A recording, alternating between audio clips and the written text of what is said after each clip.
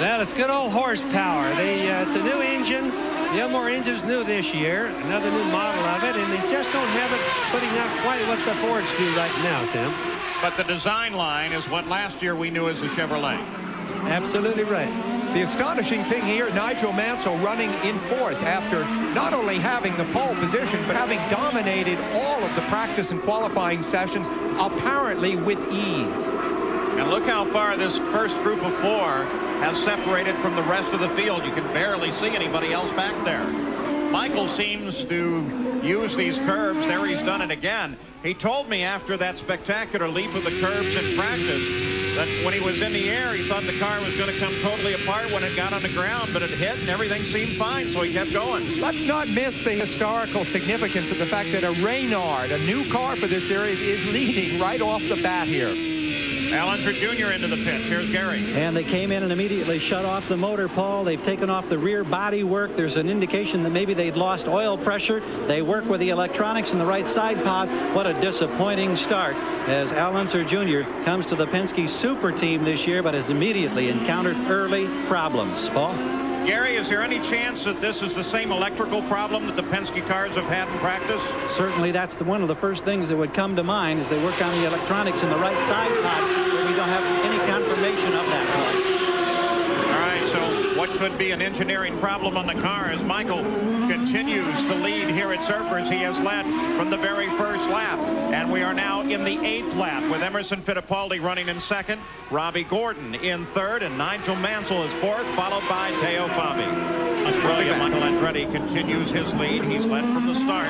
2 cars out of the race thus far, Bobby Rahal and Raul Boisel. Fittipaldi chases in second, then Robbie Gordon, then Nigel Mansell, and now Mauricio Gugelmin has moved into 5th place. In 6th place is Teo Fabi, then Jimmy Vasser, then Adrian Fernandez in 8th, followed by Mario Andretti and Willie T. Ribbs. If you watch, there's Michael on board with Michael right there, Paul. If you watch when he comes through the chicane, he's running all the way to the grass now. Now, when watching some of the other cars, they're probably running halfway up the curves. He's running all the way to the grass. Now, the problem in the long run, you see right there, he almost gets to the cones there. It could be bad on the car. You know, yesterday he hopped that thing pretty good. I don't know how long it'll take that. Let's get another update on Al Unser Jr., Gary. Paul, it wasn't a problem with oil pressure. That read okay. It is electronics. They changed one of the control module units. It didn't do the job. He's come back in now and sits here getting further attended. Jack? Well, there's a problem also on Team Penske's other car with Paul Tracy. They're working on the front nose cone area. They are going to replace the entire nose cone, and they are having an inordinate amount of difficulty disengaging the nose cone that's on the car. They finally get it away, Paul, and it has been damaged, and now they're going to try and bring the new nose cone in. The right front wing was smashed up on Paul Tracy's car. Well, it didn't look like it was during that wreck, and I called it wasn't, but I guess it did get a little damage. These things are carbon fiber, and they don't bend. They just get totally cattywampus if you hit. We're on board Scott Goodyear now. New team for him, Kenny Bernstein's team. He runs in 15th right now. That's Mark Smith just ahead, and just behind him is Jacques Villeneuve. He's a couple of places up from where he qualified, but it has not been an exceptional weekend for Scott Goodyear, who, of course, is looking for a lot from this new team. Winner of the Michigan 500 a couple of years ago, out of luck last year. New team, new hopes. Coming up to the front, here is Robbie Gordon. Yellow flags fly in this corner, so there's no passing here as Nigel Mansell is beginning to pursue Gordon very closely.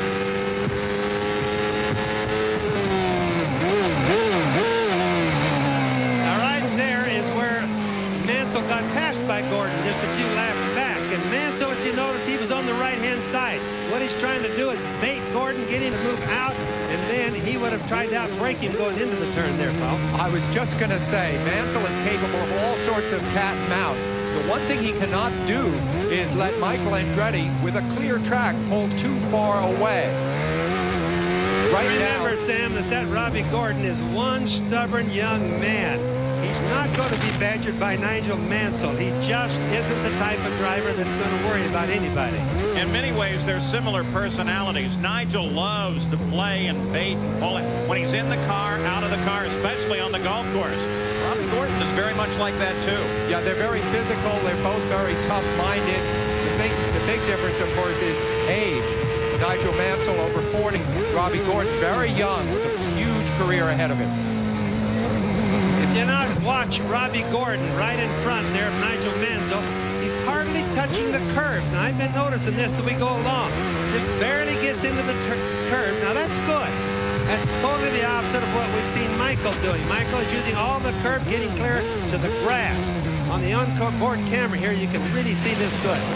Michael has made a deliberate decision to go over the curves, obviously. Gordon and Nigel are taking it a little bit more cautiously.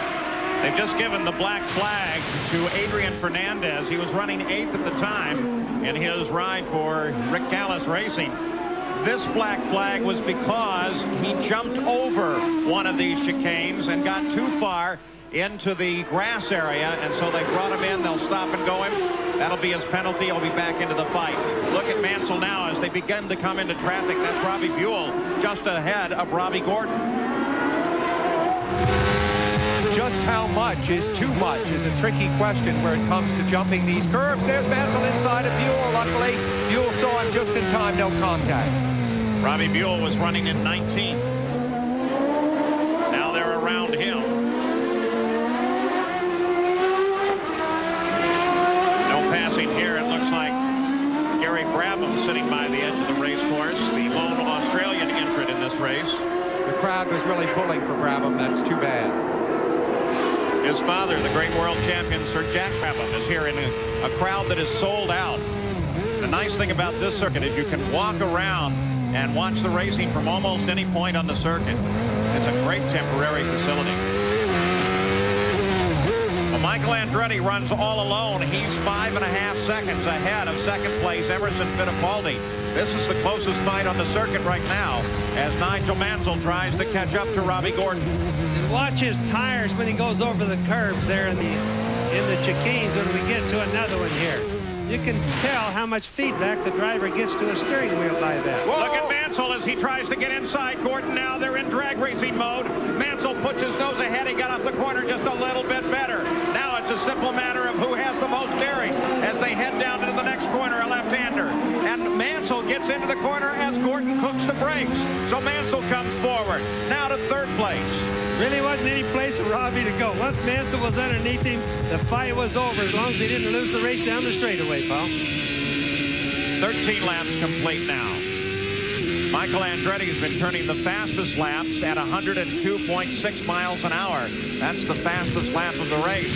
Of course, Michael, for most of the race, has been running in clear traffic. He has been the leader for the entire 13 laps of this 65-lap scheduled distance. Well, now let's take a look at the pass when Nigel Mansell got around Gordon, ducked to the inside. Now look at this. They say wheel to wheel all the way down this straightaway. They were trying to fake each other out, if you notice. They were kind of going together and coming apart. That's Nigel telling him he's there. Gordon trying to fake him out so he doesn't keep going ahead like that. Nigel's now tired of waiting, and he's attacking in the back of Fittipaldi. Nigel has never defended a championship yet. The World Championship, here he comes, taking a look at Emerson on both sides, making the move down on the inside. Nigel Mansell comes around Fittipaldi. Spectacular piece of braking, almost a trademark piece of braking for Mansell, and he moves into second place. I think Emerson's in trouble. That was too easy. I see Emerson waving there for a second. Maybe he just tore one of his visors off. He might be in trouble, Sam, but this is the way Mansell passes. He's very famous, like Paul said, for doing that. You watch Emma go to the right. Now Mansell just doesn't brake. He brakes very late, which is what he's really known for being able to do. By Emma, and that was an easy pass. But all because he set it up good.